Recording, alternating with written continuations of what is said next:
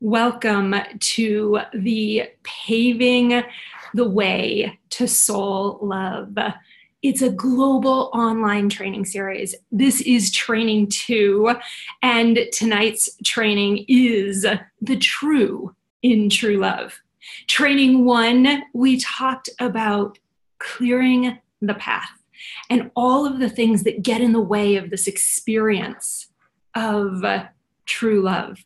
And so tonight, we're actually going to really deepen in what does it mean to have that true love experience.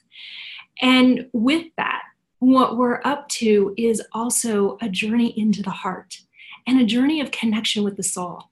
And I'm Joanna Shakti, the soul love mentor. It's how people refer to me, and it came about, I'll share with you a little bit more in a couple of minutes about why I do what I do and how the soul love mentor came to be, because it's not something I would have ever imagined, and yet it is the deepest honor and the reason that I believe I'm on the earth. So thank you for joining me here tonight for this training. Thank you for watching it live in person. Thank you for watching it on the recording. It is an honor and a privilege to be here with you. So let me bring up my slides so that we can really look deeply at this topic that we're exploring. And so this is going to be here and here. Whoops, wait. This one.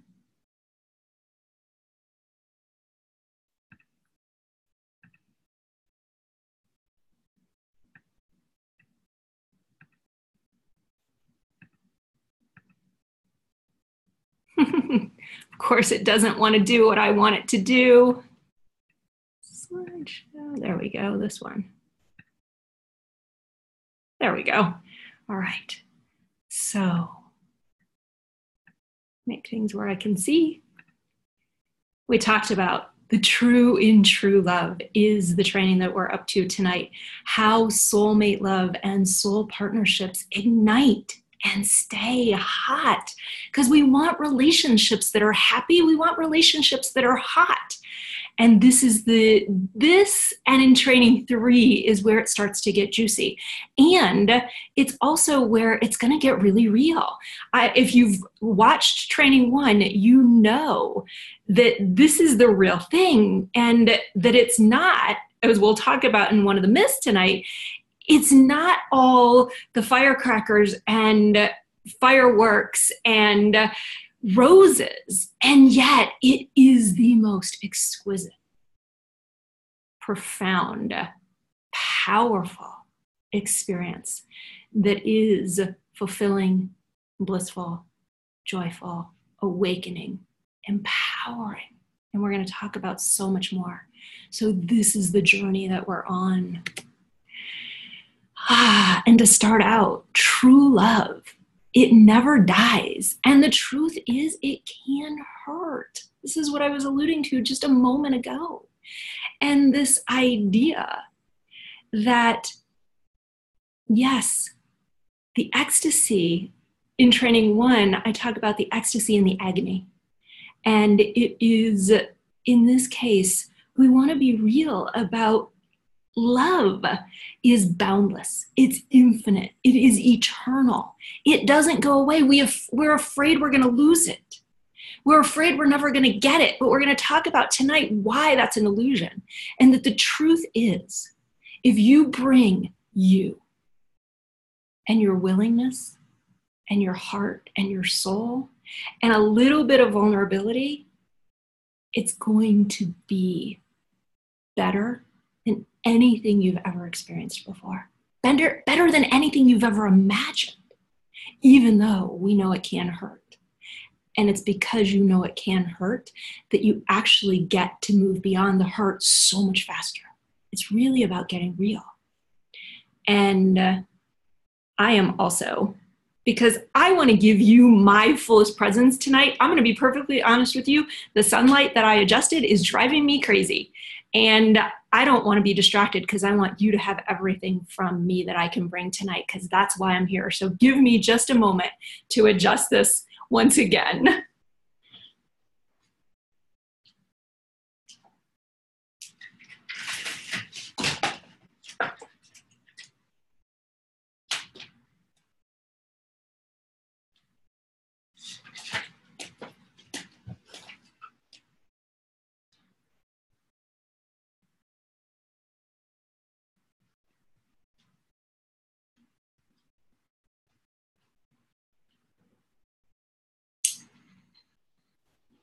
It's better. It's at least not right in my face. A moment ago, it was in my face. So thank you for your patience.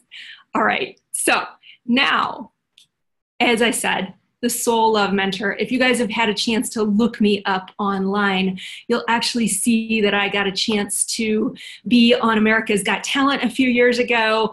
I was the kissing expert, and you'll find me in different places where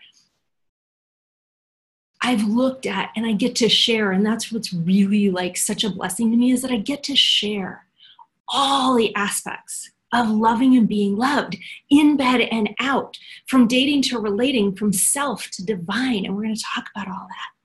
So a bit more about me as we go along. You are in the right place here.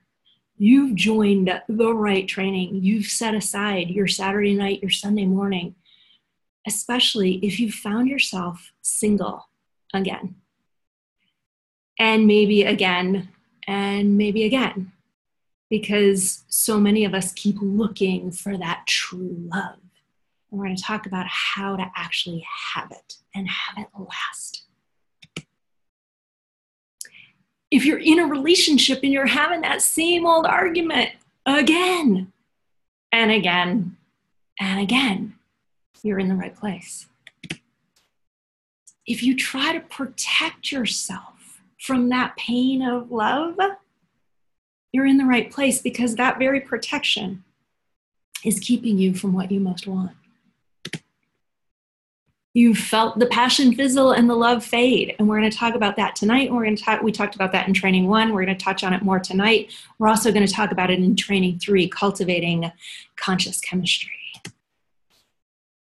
And another way to know that you are absolutely in the right place is that there's an emptiness. Or maybe it's not an emptiness, but there's something missing. And you are hungry for the depth and the passion and the ecstasy and the intimacy of that true love. So tonight in training 2, I am sharing the myths and the truths of soulmate love. We are getting real tonight. We're going to talk about what destroys it and what bonds it. We're going to talk about how relationships have evolved and why your soul must participate. And we'll dive even deeper into that one next time. We're going to talk about the how-tos. We're going to look at 8 key steps in priority order to have your soul partnership be hot, be happy. And we're talking about the number 1 most ignored and most important key in relating, and how it gets screwed up and why it's actually going to shock you. So that's what we're up to tonight. I wanted to share just a couple of more tidbits. In training 1, I told you a lot about myself. But as I was preparing for this conversation, talking about the true and true love, I really looked back and I remembered when I was a kid, I used to wear this pink t-shirt that said, "If I follow you home, will you keep me?"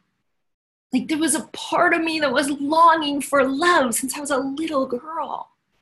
And then my parents divorced and my dad left, and my dad was the apple of my eye. And why wasn't I good enough for him to stay? And that's what my child mind made up. And then I came up with, as you heard last time, all kinds of beliefs, all kinds of judgments about men. And then where I really knew I was in trouble on this journey, and what began to propel the transformation, was the realization that my first husband, who was a great man, could not have loved me enough to fill the empty hole that was in me. I was so trying to get the love from him and to find out that I was okay. And it doesn't work that way. That's not true love. So I learned the hard way what love wasn't, even though that's what I thought it was, and even what I tried to prove it was, and all the ways that I tried to blame the man on the other side of the fence for me. And I had a huge role, and you have a huge role in, and this is the blessing and the curse, as I like to say to so many of my clients, is yes, you are responsible. And yes, because you are responsible, you get to create the love life that you want. And I know some of you will go, well, wait, I've been trying. And the key really is to know the right steps. And nobody teaches this. Nobody teaches us about love. And so this is a really important conversation. And so please take it in, rewatch it, share it with others. This path, the path of soul love. Whoops, I want to go back to that. The path of soul love. It is a path that, as you heard in training 1, is not a destination.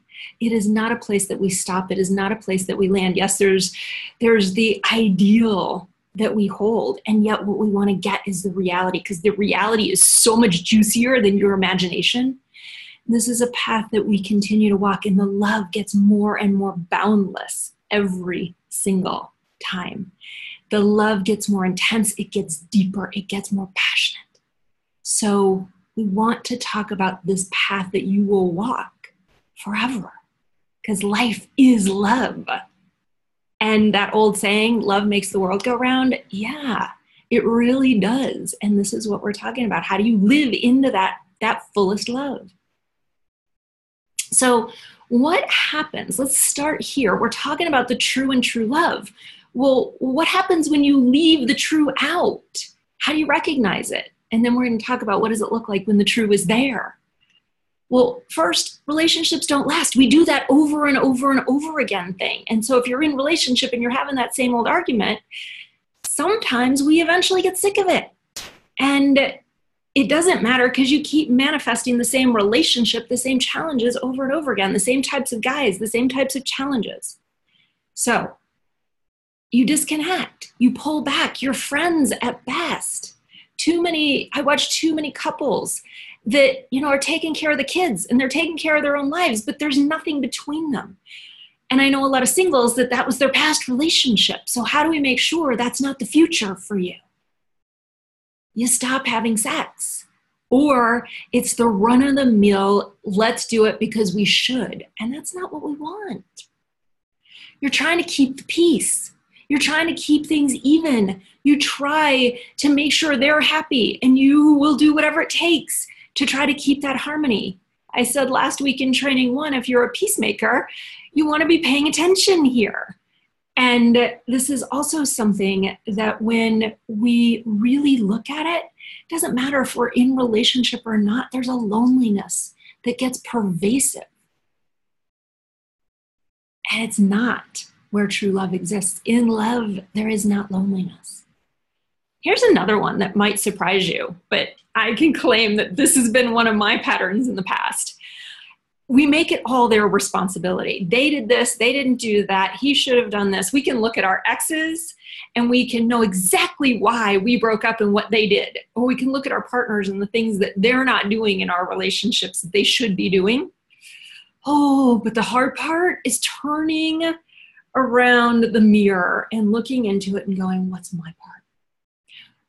What is my part in the exact dynamic that is happening in our relationship? Or if you're single, what is your part that contributed to the results of that last relationship? As my very, very, very first teacher in a 3-hour Tuesday night workshop said, as I started this journey of love, we are each not 50-50 responsible, but 100-100. We're both 100% responsible for the quality and the quality, the ecstasy, the depth of the connection. We're both 100% responsible. And so here's the other side of that one. We make it all their responsibility, but there's another pattern. I sort of did both of these, is that I went, it's all my fault. I screwed it up. I did something wrong. I should have done that. I should have known better. Why did I do that? And we turn it all and we never look at them and go, wait a second, they're contributing too. Yes, me, but also them. So this is a two-way street and we forget that.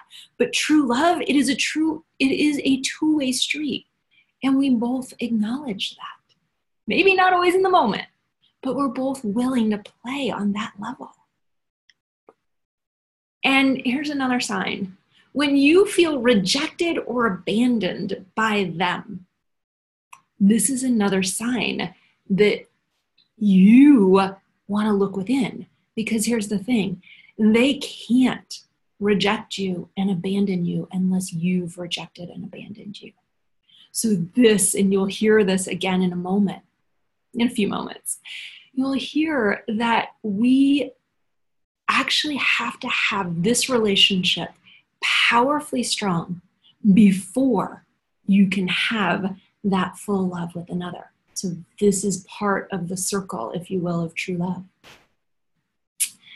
Soulmate love, true love. So another word, if I was going to use a synonym to true love, it would be soul love. It is the love that is an expression of who we are. And we talk about, we want to find our soulmate and we want to be with our soulmate for the rest of our lives. But there's too many myths out there that aren't true. And they're guiding us, they're creating disappointment. They're sending us down the paths that don't work. And you want to find the path that actually leads you to the ecstasy. So let's do a reality check. It's not all magic and roses, as a matter of fact. Soulmate relationships, the truth is it's messy because a soulmate is here to evolve your soul. For your soul, your being, to express more fully on the planet, to express more fully in your relationships with your children, with your beloved, with the community, with your friends, in what your purpose is in the world, in the ways that you contribute. All of it. And it is through the messiness that we actually come into the deeper experiences of love.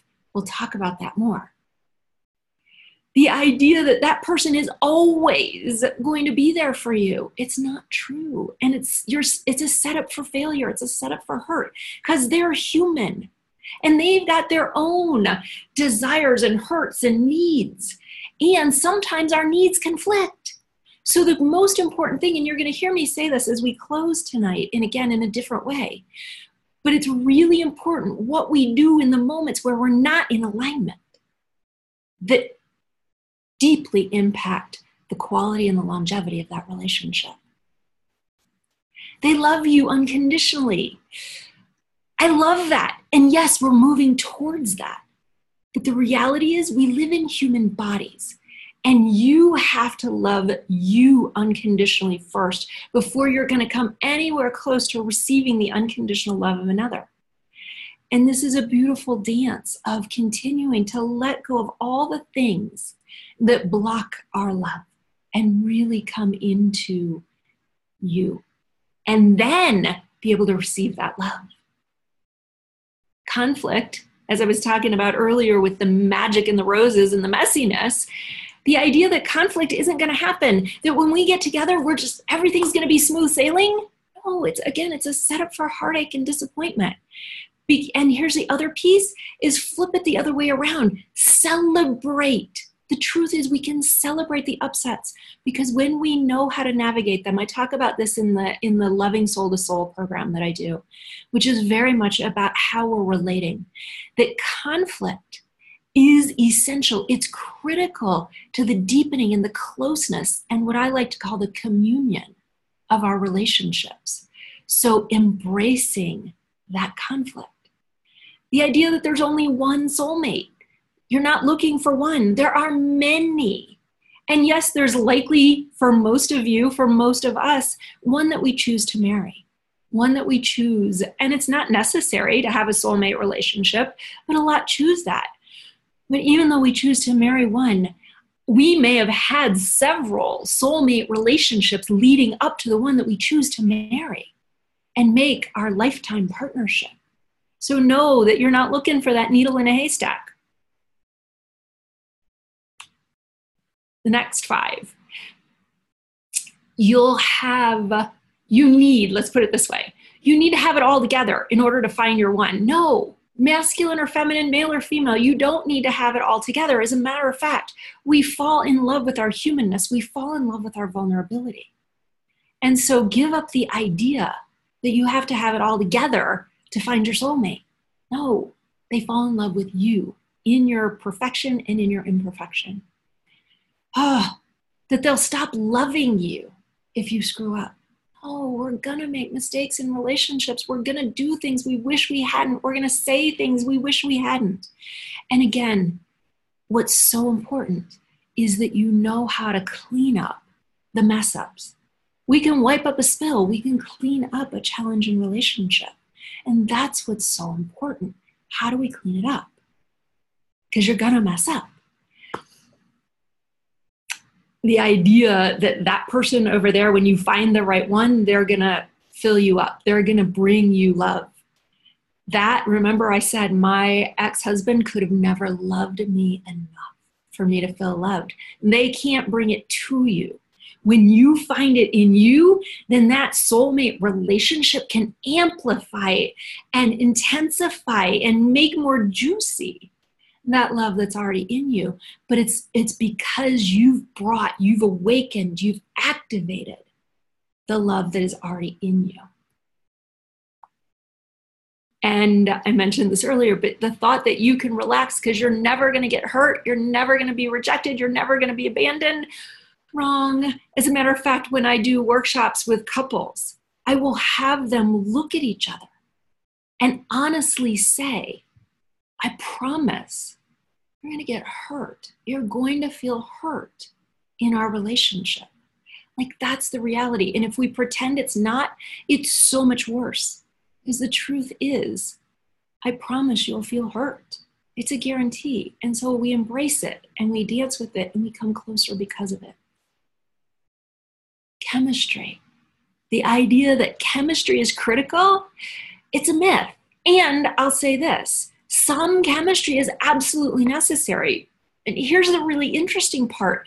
Too much chemistry, and it's actually all your body, and there's no place for your soul to exist because the chemicals and the hormones are running at such an intense level that you can never get to the real heart connection. And so if it's all body, we're not talking about soulmate love. So these are the myths and the truths. So now let's talk about what is true love. What is soul love? It is not it is not reasonable. It's not logical. It doesn't make sense. And it's not something that you can put a finger on. It is, as we'll talk about in a moment, an experience that you will recognize. It's not about qualities. It's not about this list of who they're going to be or what we're going to do or what we're going to accomplish, what they're going to look like. It's absolutely not the qualities. And it's not all about chemistry, but it is completely authentic, absolutely intimate, and very ecstatic. It's profound. It is often wordless. It unites body, heart, soul. All the pieces of you come into union and unite in this intimacy, uniting body to body, heart to heart. We're moving. When we get into the next training and we talk about the soul in soul sex, there will be a way that we move this energy between us to amplify the experience of the heart, to, yes, have even more pleasure, but it's all because of the union. Soul love brings you home to who you are. It is the experience of being you and being seen as you and acknowledged as you by you first, and then by your beloved and by others in a way that you never experienced before. It is the awakening, the truth of you. And we've talked a lot about why does it matter, but I want to just really touch on it again because there's a couple of things I hadn't said. And one is that it is exhausting when we are not living in soul love. If you are working so hard to try to find love or keep love or make it work, we're too tired to actually enjoy the pleasure of it. We can't see the pleasure when it actually shows up, and we don't have any energy for sex. So when you're not living in soul love, every part of your life is suffering. And when you are, every part of your life is supported and lifted up. And here's the other thing. We imagine that, we've talked about now a couple times tonight, we've talked about that when the going gets tough, you leave. That over and over and over again. But that's not the path of soul love. The path of soul love is, I said this to somebody recently, one of my clients in the Activating Soul Love program was concerned because of the challenge that was showing up for her. And what would that do to her relationship? And was that a problem with her relationship? No, it's not a problem that the challenges are showing up. It is a blessing. It is a sign of the rightness of the relationship, because it invites you to come into your heart more fully, your body more fully, your pleasure more fully. And sometimes there's the hiccups that we've got to move through, and you don't leave when the going gets tough. Now, are there relationships, I will say this, are there relationships that truly have lived their life? They've lived their life stream? Absolutely. And it's beginning to know you that has that question, should I leave or stay? Should I stay or should I go? Should I leave or should I stay? When you know you and you feel your heart, you'll know the answer to that question. And until you know the answer to that question, it's here. This relationship is serving you. Soul love is liberating. It is freeing. We talk about wanting to be free in relationships. And yet soul love, when we are in a soul partnership, we are in connection, we're in partnership, we have commitments to each other. And yet there's an incredible freedom and a liberation that brings so much energy. It is the gateway to that connection, body, heart, soul, and spirit, in bed and out. And it's where we are treasured, where we are held precious, and we really honor and revere that partner. And even a date. Like, this is a sacred being across from me, and I get the privilege of spending a few hours with them, or maybe it's an hour, maybe it's a half an hour, maybe it's a multi-day date. But it's a privilege to be with these souls and to remember that. And again, as I said earlier, soul love is where it becomes wordless. You can feel it. It's an experience that you can't describe necessarily, but you know you're having it. And oh, by the way, this is a preview to coming attractions in training 3, but it's also the place where stillness can create intense orgasms like you never imagined before. And yes, stillness. So that's a little bit of a mind challenge probably for many. And the truth is that stillness does create incredible orgasms when we know how to move this soul energy. Okay, so this is soul love, and we're going to talk more about how do we deepen in it in a little bit, but we want to talk about along the way, how do we mess it up? And so we're talking about the destroyers of relationship. And we're going to dive a little bit more deeply into each one of these 3 key destroyers so that you can start recognizing them and shifting the patterns of how you've been sabotaging your dates, your relationships. And also, because here's one of the ways, when I take people through my Soul Love program series, we start with activating soul love. And what we want to do is look at, there's a piece of that, and I mentioned this in training 1, but there's a piece of that that is about the conscious endings, the completion of the past, the forgiveness of yourself, the recognition of the lessons that those past painful relationships brought to you so that you could step into a relationship that is extraordinary, that is the one that is wordless, that is like this couple that I am particularly thinking about, who say over and over again, they've both done work with me, who say over and over again, we had no idea it could be this way. So we want to know how. This is why we're talking about the mistakes. This is why we're talking about the destroyers. Because if you don't realize how you're contributing your 100%, there's no way you can shift that dynamic. So the first one, false expectations. And there are many things that you'll see in a moment that we actually have false expectations about. And it is those expectations that set us up for the heartache, the heartbreak, the breakups, and even the divorces. So we want to get beyond those. We want to get the reality, that reality check. Self-abandonment.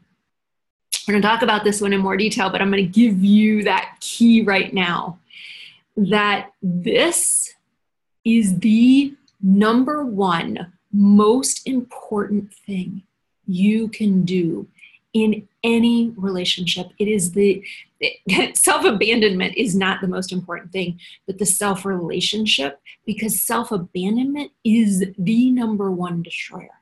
I probably should have made it number one, but it is the number one destroyer of intimate relationships.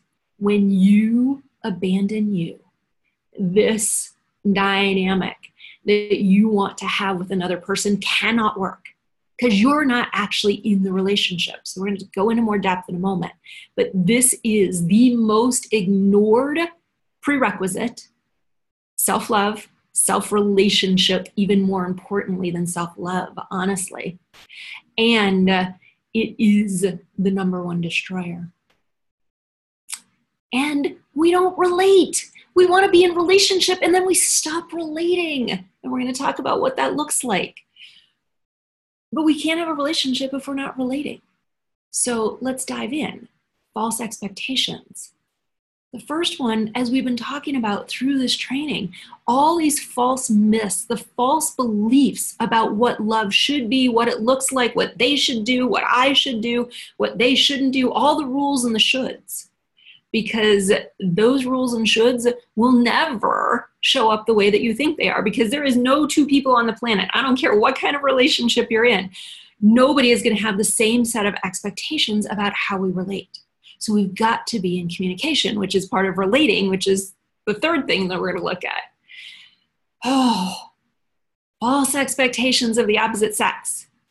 For those of you in heterosexual relationships, way too often do women look over there at men and think, why aren't you doing it the way I do it?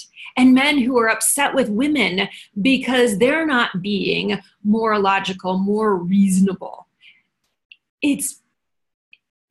I can't say enough about this. And it is one of the things that, again, we will talk about in Cultivating Conscious Chemistry, because in heterosexual relationships, this difference is part of both the challenge and the passion. And how do we deal with it? But anytime we look over there and go, you should do it like me, we're in trouble, because it's not going to work that way. We are different. And then false expectations. This is another way of looking at shoulds and rules. And we put obligations and demands on our beloveds, on those that we're hanging out with on a date, or in the person that we've chosen to be in relationship with. And here's the problem. The minute that you hold an expectation, the minute that they should do something, you've now got a demand. They are obligated to do it. And generosity, which is a fundamental expression of love, becomes impossible. You put demands on, and you actually are killing love, because generosity cannot exist in the face of a demand, an expectation, or an obligation. And generosity is beautiful. Think about the times when someone has been so generous with you, who has given of themselves through word, through action, through deed, through gift. It's beautiful and it's profound. And then the expectations of ourselves. I'm not good enough is one of those words, those phrases that we use and we wonder, did I do something wrong? What if I do this? Are they going to leave? Will they stay? So any way that you put expectations on yourself, it is the same thing. You can't show up as real. And it is real, your soul, your heart, your body, that somebody falls in love with. And again, as we talked about in training 1, it is not the perfection of you. It is the truth of you, beauty and mess, strength and weakness. So now let's talk about self-abandonment. And as I said, the number one destroyer. And it is the place where, why are we talking about a pretzel? But the truth is, it is the place where we twist ourselves into that pretzel trying to make love work.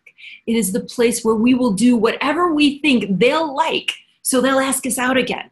Or we'll try to say the right thing to be the good woman or the good man. No, be you. Pretzel twisting zaps love. You settle, because eventually when you settle, you resent.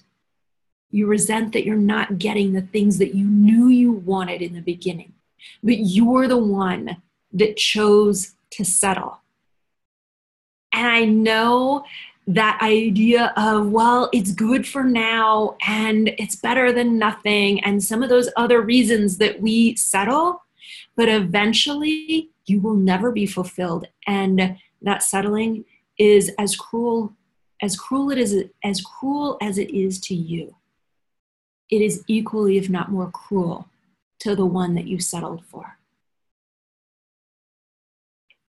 And then selling yourself out. Anytime that you try to be the good girl, the good boy, that idea that we got as kids, they don't work in relationship. And the idea of being the nice girl or the nice guy, doing it so that they're first, like self-abandonment and them first, they don't go together. They're mutually exclusive. Now, it's not to say that you never put your partner first. You do. But you do it when it's true for you, not when you're selling yourself out because you should put them first. Or you don't want to upset them because you don't want to have a fight. Or you don't want them to be disappointed and think about leaving you because you're not doing enough.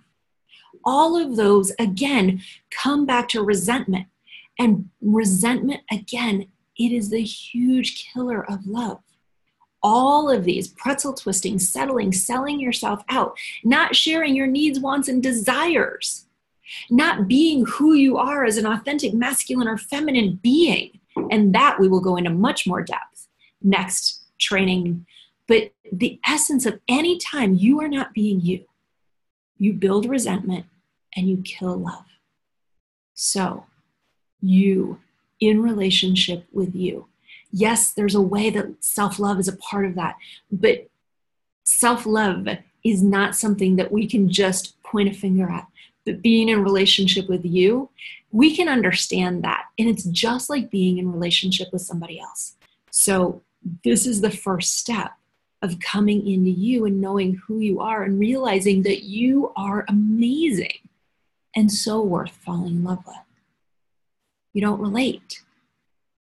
You know, just as we were talking about in self-abandonment, this is one of the ways that you do one and you've actually got a double whammy because you're not actually in relationship. Who's here? Because I'm not telling you what I actually need. I'm not telling you what actually turns me on. I'm hiding that fantasy.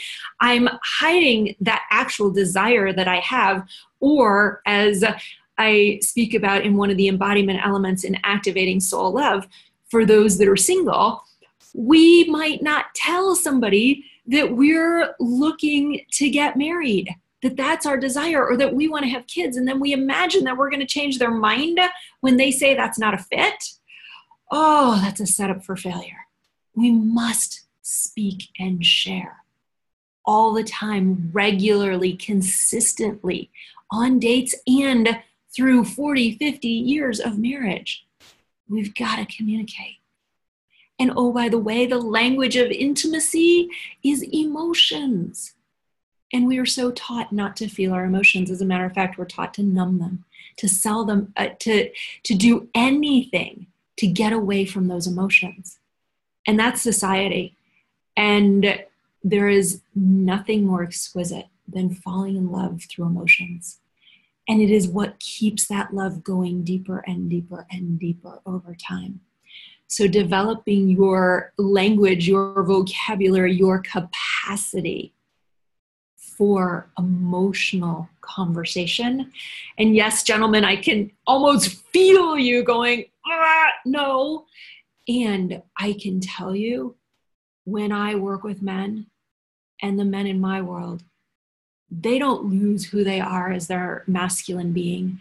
They don't stop being that presence of masculinity. But in that presence, they open their heart. And that, by the way, is what has a woman, again, for heterosexual relationships, has a woman fall in love and melt. Your presence and your heart. So, emotions, critical part of connecting and relating. You've heard that one enough. I'm not even going to talk about it. But the idea of avoiding conflict is not going to put you into relationship. And then we deprioritize. Like we think that we can just keep going about life and doing these things and taking care of the kids and taking care of that problem and making sure the boss is happy and making sure the in-laws are happy and mom's happy and the neighbors are happy and the PTA, and we can come up with a zillion things. And then where's relationship? It's not on the priority list. And so we must prioritize relationship so that there's a chance to connect. And our physical intimacy is as important as our emotional intimacy. So we must create space for that and work through the challenges that get in the way of having that true physical intimacy as well on a regular basis. So we've been looking at what is soul love. We've been looking at what takes us out of it, what stops a relationship, what kills love, how the resentment destroys relationships. And we're going to come back to and talk about 5 major mistakes in love. We're going to talk about the 5 bonds of love, and we're going to talk about the how-tos of soul partnership. But before I give you more of that information, I want to take us through another look at this idea of true love and soul love. And for those of you that, again, have watched Training 1, you've seen a few of these slides. You've heard me speak about this before. And here's what I want you to know that my clients and the people that are in my Soul Love program series know is that you hear things differently every time you hear them. I can tell you there's some workshops that I've done 10 times over and I'm like, you never said that before to the facilitator. And they'll be like, yeah, it's been here, but we only have a capacity to hear it when we're ready to hear it. So as we talk about this path of soul love, if you've heard this before, hear it fresh in this moment with what we've been talking about with the true in true love. And so where we begin is you. Again, self-abandonment is that number one destroyer of the romantic relationship, of any relationship for that matter. And so you being you coming into your own fullest authenticity, where it feels good to be you. And when you are so alive in that authenticity, you come into a confidence that you don't have to find. It lives through you. It is natural. It is innate because you know you're in relationship with you, and you're sharing you. That's where this partnership, the intimacy, the relating, the heart to heart, soul to soul, body to body connection can happen. And when you put you and a powerful, authentic, prioritized, shared communication relationship together, now you can have ecstasy. Now you can have unity. But unity doesn't come when one is over here doing your thing and one is over here doing your thing, and you're not telling each other what you actually need, want, and desire. This is a place of naked exposure. And in that nakedness, not just from a physical standpoint, but from a being standpoint, the naked exposure is what brings you into that fullest union. Again, this path of soul love, true love, is a love that never dies, but it grows and builds and expands, and it starts with you. And it is the you loving your messy parts. It is the you loving your shadow. It is the you loving the parts of you that screw things up and forgiving yourself when you screw up. It is you looking into you and being willing to be honest. Yeah, I'm amazing at this, and owning your amazingness, because some of us won't own our amazingness any more than we'll try to own our messiness. And so you looking in and going, yeah, that's me. Here's the good stuff. Here's the not so good stuff. And I really accept me. I'm really willing to share all of me with you. This is where the romantic love becomes possible. Genuine love that you trust. And then you can come into a union of self and other. Once you're in union with you, you can come in to a union of you and other.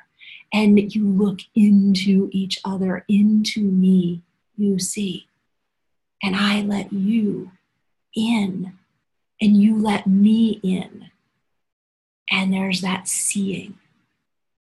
And then we can come into that divine union, where we come into my spirit, my soul, my body, my heart. We are dancing together, and into me you are. This is when we've heard this concept possibly in making love, where you lose track of where one body begins and the other ends. This is where you lose track of where one soul ends and the other begins, because you're in such partnership, you are in such service to one another in that sacred journey.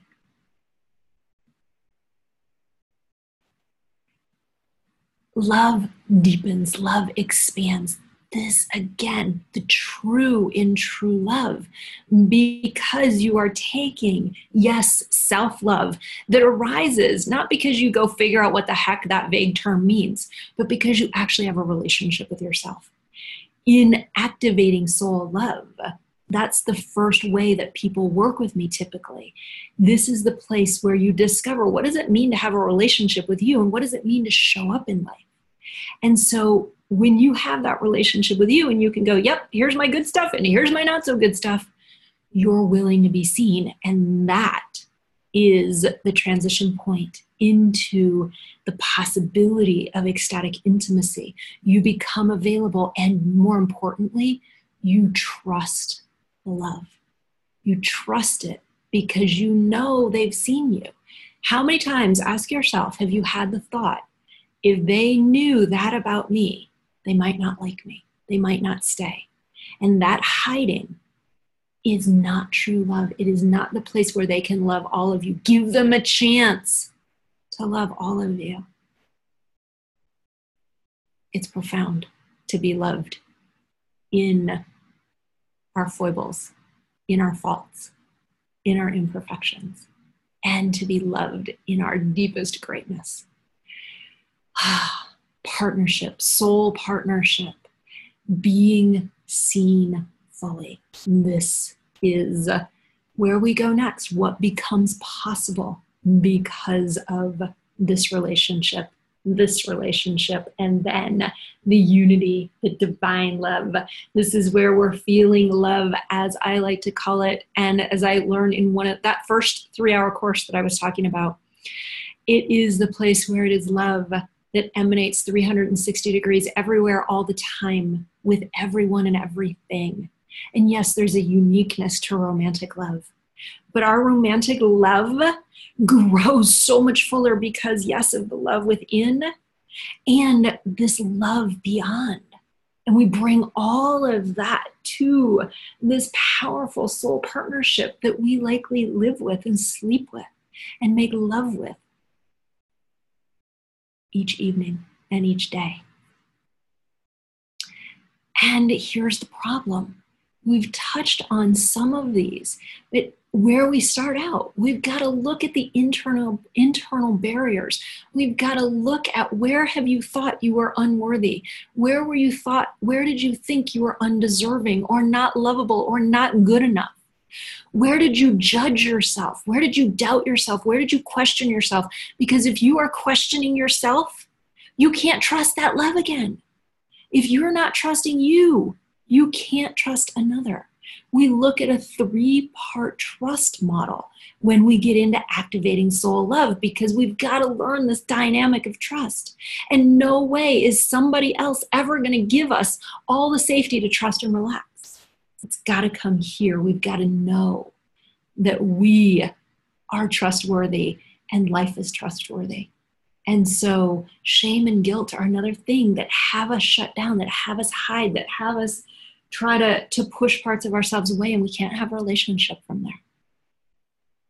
So we can know all the things to do, but until we remove the barriers that exist within us, not because we chose them, but probably because we got conditioned and we got hurt and we didn't know any better way to love. But it's time, if you want soul love, to let go of all of those things that obscure love and they obscure your brilliance. Because then once we've got this relationship with us, now when we start to relate, well, did I do it right? And am I enough? And are they loving me enough? And do they really care? And well, if he really loved me, he'd do this. Why doesn't she understand me? We can play the victim where we point over there, and I hated it. Oh my God. The first time one of my mentors told me I was playing the victim, I was like, I am so powerful. I don't play the victim. And then I sat and I listened, because that's the place where we transform, where we have that reflection. And I went, oh my God, you're right. And that was one of those where I wanted to hide and feel shame. And as much as we make it their fault, we can't make it our fault either. We get to be in this partnership together, but we've got to stop the blaming. We've got to stop the justifying. We've got to stop the blaming. We got to just stop the defending and learn how to come into the vulnerability that allows us to have the heart-to-heart connection. There is also judgment, expectation, obligation that we talked about, equality that we're going to talk about. You're going to hear me as I give you a preview of training 3. That equality, this idea, this concept actually gets in the way of truth. And then trust. So these set up, then once we've moved through those, now we can actually look at, again, where shame and guilt shows up in the area of ecstasy, because we're setting this up for an experience that becomes available in this latter part of the journey of sacred sensuality and sacred sexuality and sacred love, the sacred masculine and feminine in their dance of intimacy. But we've got to be willing to face the unknown. We've got to be willing to do something different than what we've done before, because doing the same thing over and over again, hoping to get a different result, it doesn't work. Einstein, I believe it was, called it insanity. And so we've got to come into a space of being able to step into deeper and deeper and deeper experiences of love. Actually, it's surprising and shocking that we have love barriers. Like, it can be so good that we then close down. We have pleasure boundaries. Oh my God, it's so good, it's so good. And then, I can't go that far. I don't know if I can handle that. I don't know what will be on the other side. We shut down. So we've got to remove these unconscious limiting barriers to really come into the fullest ecstasy. So again, this is the journey from head to heart.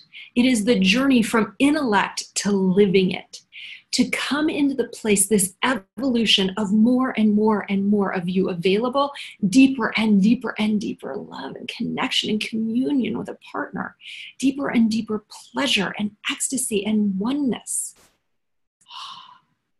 Like, what was that we just shared?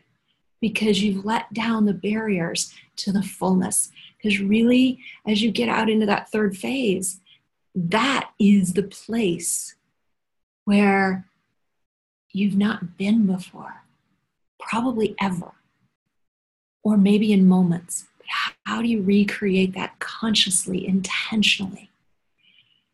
And oh, by the way, this is where the truth is, as we evolve through this, we have to keep visiting each of these, because as we evolve into, we want more ecstasy. We've touched it, we've expanded into it, now I want more. Well, in order to have more ecstasy, we actually have to now expand our capacity for intimacy. And to expand our capacity for intimacy, we have to expand our capacity for authenticity. So there is a deepening and a deepening and a deepening, and more and more and more as we journey through this evolution of love and your soul's expression. It starts with you. It starts with activating the soul love in you. And so these steps just remind you, activate the soul love in you that brings out your fullest expression of you. Then relate, love soul to soul to create that experience of ecstatic intimacy. And then live and love in that ecstasy, ecstatic ecstasy from the fulfillment, the passion, the desire, the juice of life and love. It becomes not just a relationship, but a life of love. And so all of this, I'm talking about from head to heart. You've got to live it. You've got to breathe it. You've got to get it in your cells, because you can think about it all you want. You can read about it all you want. You can take notes on it all you want. And until you get it in your cells, it's not going to change your love life. And so my prayer is that you get it in your cells, because I know I could intellectualize it and I could think about it, and I didn't get it. As a matter of fact, I can remember the morning I woke up and I went, oh my God, I'm more committed to being alone than I am to be in relationship. And I have been looking and spending so much effort trying to find that relationship. But I wasn't willing to take the risks of being myself. And so we've got to take one small step at a time, over and over and over. I say this to my clients and they go, oh, really? I can just take one step? I can just take a tiny step? Because we try to make a big leap, we're probably going backwards. Stop trying to leap. Take tiny steps. Practice one thing and then another thing and then another thing. Get with other conscious men and women. It's great if it's other couples, if you're in a couple, but it doesn't have to be, because the singles teach the couples and the couples teach the singles. Connect with other people who are on this path, because you will know you're not alone and you will learn things just by listening and witnessing. As you heal your heart, you help others heal theirs. There's an incredible gender divide. And again, for heterosexual relationships, as women love women, as men come to respect other men, as we come to love and respect and honor each other, we all have a more profound space to love and be loved together. And we heal that gender divide simultaneously. You want to speak that language of intimacy, to learn those languages of emotions, and to really get into that authentic masculine and feminine power. So one of the ways that people that are in my Activating Soul Love program get to do that, there's 2 different retreats in that program. And the Conscious Relating Retreat is the retreat where the people in the Activating Soul Love program get to let go of the baggage, where they get to practice living into literally presence, walking, talking, breathing the masculine and the feminine energy, and to be witnessed and supported and encouraged by me and by the opposite sex and by the same sex, and being able to come into that fullness. And I'm doing something I haven't done in 7 years. I'm making it available to the public. So even if you are not registered in the Activating Soul Love program, you can come to this retreat. It is in Denver. It is the last weekend in September, the 28th through the 30th. It is men, women, singles, and couples who are committed to this work. When you register right now, you save 50% on that, and you get to bring a friend along with you at no extra cost. Plus, you get a private, what I call Igniting Soul Love session with me, where you and I together dive in to look at exactly what's going on in your life and exactly what you need to propel you into the exquisite and ecstatic experience of soul love in your life, whether you are in a partnership or whether you are single. And then you step into soul love, soul lover, soul partner, to have that love in a way that is exquisite for you. Go ahead, register now. Literally, you can schedule your Igniting Soul Love session with me this week. I've made spaces on my calendar this week so that you can take this and start working specifically on your love life with my support, with my coaching. And again, your friend comes along as long as there's space available. Go to my website, ecstaticintimacy.com/conscious-relating-retreat. You can also find it under the menu, What Do I Offer? Register now. It's an extraordinary weekend. On that webpage, you will find comments from other men, women, singles, and couples who have been there, who have done this work. It's changed their lives. And I see it day in and day out with the men and women that I work with. So I look forward to seeing you there. And let's talk about the 5 major love mistakes. The first one, you fall in love and you make those assumptions and expectations and you fall in love based on those.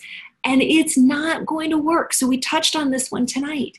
It won't work when you bring the expectations and assumptions to the relationship. Here's another one, and I touched on this. We're going to go deeper next time. You think you have to be equal to be a happy and conscious couple, to be successful. No, we're going to talk about actually why equality builds barriers and independence kills passion. It's shocking, but it's absolutely true. We have to learn what inner dependence looks like and live it. You expect the opposite sex to behave like you. They don't. And you will be frustrated. We so often look out there and think they're going to do the same thing that we do. They're not. They're absolutely not. And this will again destroy love. Let's talk about sexuality. I talked about love and fully expressing your soul. Well, the reality is you've got to fully express your sexuality too. We can't hide that either. We can't hold our faults. We can't hide our faults, I should say. We can't hide our sexuality. We can't pretend that it's not who we are. I can tell you so many men that have been through my programs that I have worked with, and they're like, oh my God, I would never say that. And then they find out that it's okay to say that, because this is part of true love. This is about real love, where we're not hiding. And you think you can love another without fully loving you. You have to realize that this love is alive, it's vibrant, it is who you are. And when you feel, embody, express who you are as this love, the love that you can then enjoy and experience and go deeper in with a beloved is extraordinary. The bonds. So those are the mistakes. Let's talk about the bonds. One of the things that we do in the Loving Soul to Soul program, which is the second program in the series, we build your shared soul purpose of relationship vision. And this, we come in so many times in partnerships and we don't know really why we're there. We don't really know why we chose relationship. It's just what we're supposed to do. And it feels good. The truth is it feels good to be in love. The truth is it feels good to have great sex. But without that shared vision, we don't have the same level of bonding. And so you want to come into a shared experience. And that is one of the qualities that's really unique about the way that I share vision, both for singles and for couples. It is experiential. It is not about qualities. Heartfelt agreements. This is about the conscious beginnings. This is about communication. This is about telling the truth about how we're going to navigate those inevitable ups and downs of relationship. And we can actually talk about those, and then we can, not with judgment, not with, oh, you screwed up, because we're all going to screw up. You didn't do it the way you were supposed to. I forgive you, and let's come back to our agreements. So we want to set those up in a conscious beginnings ritual. Vulnerability. We fall in love with humanness. It is through intimacy. Into me you see. Into you I see. And the realness of that exposure. That's the bond of love. The commitment to your soul. That you won't be anything other than you in that relationship. Because the moment that you start being something other than you, or pretending that what you need, want, or desire, what you're willing to do, what you're not willing to do, the moment that you tell even the littlest white lie, you've started to tear down the love. And love itself, emanating in this person, and then coming together. Love itself is the bond. And how does then this all get put together in that hot, passionate, deeply loving, ecstatically intimate soul partnership? First and foremost. And literally, we're walking down these step by step, because as you've heard throughout this training on true love, honor yourself. You are the number one person in that relationship, and the relationship with you is the number one relationship in life. Because without this relationship, you can't have this one, nor any other. And so honoring yourself, everything about you. And yes, you can still honor your partner. They are not mutually exclusive. I know that the mind can make it that way. It's like my way or your way, but we can't have it both ways. But the truth is you can. The truth is you can.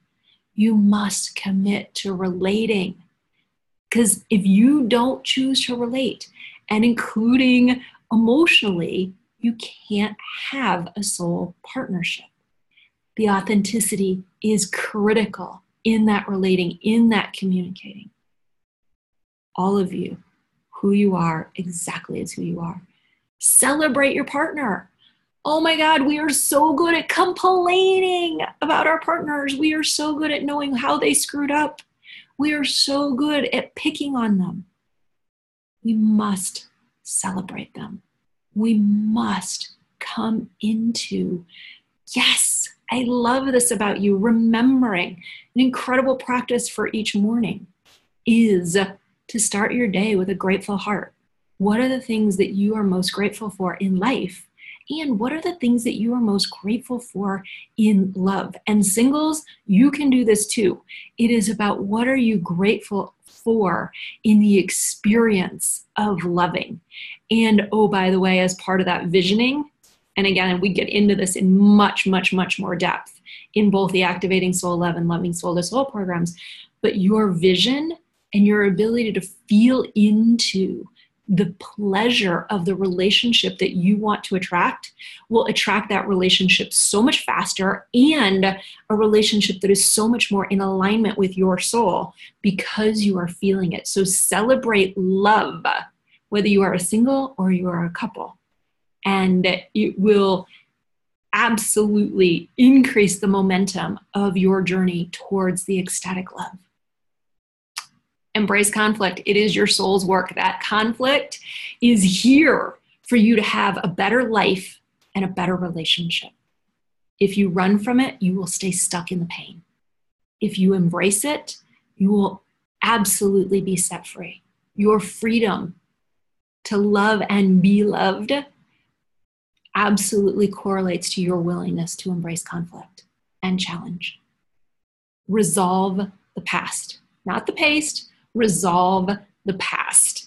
And that's what we talked about in training 1, where we all must leave the baggage behind and make sure we're not creating new baggage. So resolve the hurts, resolve the heartaches, forgive, and come to that place of reunion and communion. Play together. We must have joy. There are moments that life is challenging, but we must play. We must enjoy ourselves, life, and each other. Play in bed, play out of bed, play in nature, play in the kitchen, laugh together, play together. One of my favorite sayings is, where there's laughter, there's God. It's the divine soul partnership. Where there's seriousness, there's ego. And it is anything but true love. And oh, by the way, as we'll talk about in Cultivating Conscious Chemistry, we must let that passion soar. We must let the physical intimacy come through and be just as passionate and just as intimate as our heart loving and our play. So these are the how-tos of soul partnership. And soul love is meant for you. I get that question way too often. I don't know, maybe it's not my life, maybe it's not meant for me in this lifetime. Maybe I don't have what it takes. All of those reasons are false. There are ways that your mind just says, it's okay for me to be here and not do the work. But as I mentioned earlier, if you do what you've always done, you will get what you've always gotten, but you have the power. Whether you work with me or someone else, it doesn't actually matter. But simply that choice to commit to your soul's love and your path in this life, why we're on this earth, is to love and be loved. So choose for you, what's your next step? This is the journey. We start with you. We come into relating and we come into union. We come into the ecstasy. And when we want more ecstasy, we bring more intimacy. And when we want more intimacy, we bring more authenticity. And you get to choose how you do that. And I hope that you will join me at the Conscious Relating Retreat. I look forward, I'm going to give you some highlights of training 3 in a moment, but I look forward to seeing you at the retreat. Go to ecstaticintimacy.com, conscious-relating-retreat, and register. At least read it and feel your heart, because what you feel, soul love, this is one of the things I didn't actually say. The truth is, soul love feels exciting and a little bit nervous at the same time, because that's when we know we're expanding into something even more powerful. And so, training 3 coming up next week, we're talking about cultivating conscious chemistry. We're going to talk about how much chemistry is actually important and why relationships don't have enough spark, or sometimes zero spark. We're going to talk about why in heterosexual relationships, the opposite sex can drive you crazy and turn you on all at once, and why that's actually really important and why it's essential.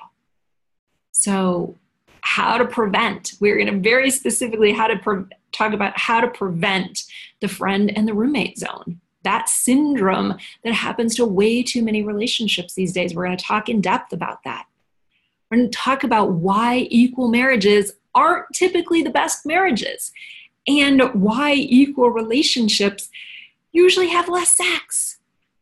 And we're going to talk about the masculine and the feminine and how those energies, regardless, you'll hear this, regardless of whether you're in a heterosexual relationship or a same-sex relationship, those two energies must play together, and they actually play within us and they play between us, and they are totally relevant to how much good sex we have. And we're going to talk about soul sex. What does that mean? And the myths actually of soul sex, like, oh, if I do this sacred sex thing or this sacred sexuality thing, I'm not going to have good sex anymore. Yeah, that's a myth. So we're going to get real about soul sex and a whole lot more. So take this time to be with your own heart. Reflect on your past relationships. Reflect on what you truly desire. Reflect on your current relationship if you're in one. Reflect on how you're dating if you're dating. And allow yourself to be real and to be vulnerable, to stop blaming and start owning that you have 100% responsibility, which I know, like, part of me goes, I don't want to look at myself. It's so much easier to blame, but it isn't. And it is the place where we know beyond any question, beyond any doubt, that we can create the kind of relationship that we've always wanted. You can have the relationship that your soul has dreamed of. You've fallen asleep hoping for. Maybe you've put wedding cake under your pillow. I think women do this more than men. I don't even know if people still do it anymore, but I know when I was younger, it was like we'd fall asleep, we'd have a dream about our soulmate and who we were going to marry. It doesn't matter where you are on this journey of soul love. What matters is that you take the next step for you, and you honor your heart and you honor your soul. I look forward to seeing you next week. I send you huge blessings. The word namaste means the divine in me sees and acknowledges the divine in you. And so I offer you a sincere namaste.